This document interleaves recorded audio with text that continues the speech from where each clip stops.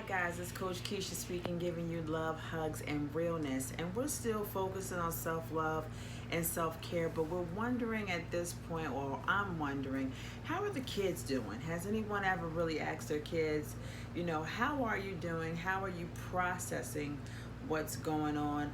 Are you sad? Are you hurt? Are you depressed? Do you miss your friends?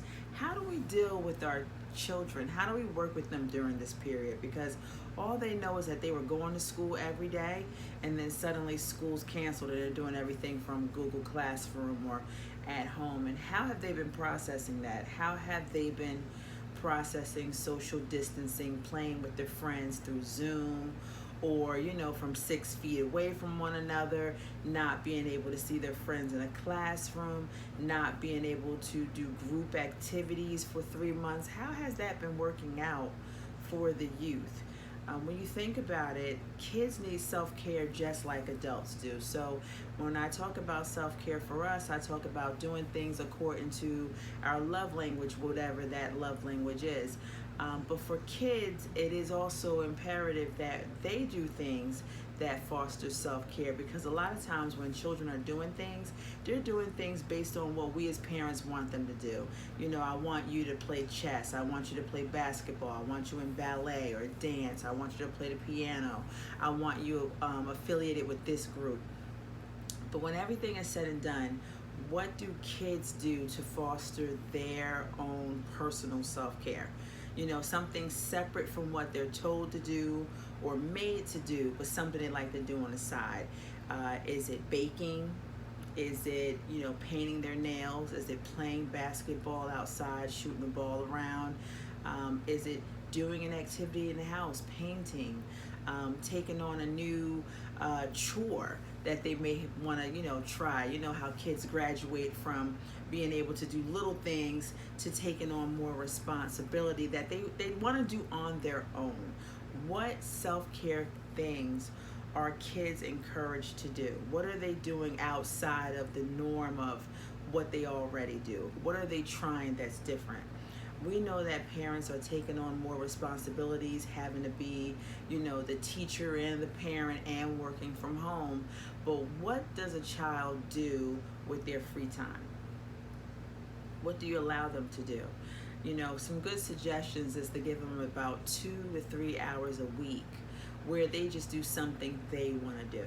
What does your child like to do that doesn't reap a reward or doesn't do anything other than just for their own self-fulfillment? And we have to get to know our children to know what that personal part of the self-care is. My son, he likes to play video games. He can't play video games all day, but there are a few times a week where, guess what, you don't have to do any thinking, you just play a video game.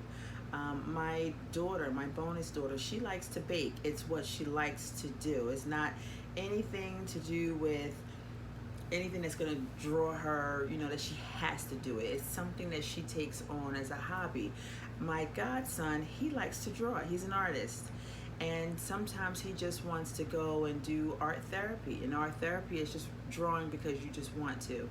So those are some examples of things that kids can do that it's mindless behavior. And I mean that in the best way possible, because even when we do self-care, it's mindless. I like to get my nails and my toes done. Well, at least I used to. Before the pandemic, and that was my form of self-care. Sometimes I like to binge watch my favorite TV shows, which is really hard for me to do. I don't watch that much TV. So when I do have the time to watch TV, I make a big day out of it. I have my glass of wine and I really catch up to whatever I've missed for the last couple of months. So again, when we're focusing on our children and we're focusing on our adolescents, we want to figure out ways to make them happy, ways to edify them, because they're going through this pandemic like everyone else. We're being reintroduced back into society, and we're doing it little by little. So where we can used to just walk into a place and it would be fine, now we have to learn patience, and we learn to wait, and we learn to get adjusted to this new normal. And that's another thing. How are our children and adolescents getting used to this new normal? What are we doing to make sure that we all are practicing patience with ourselves and with others during this pandemic? What are we doing collectively to make sure that we're all on one accord?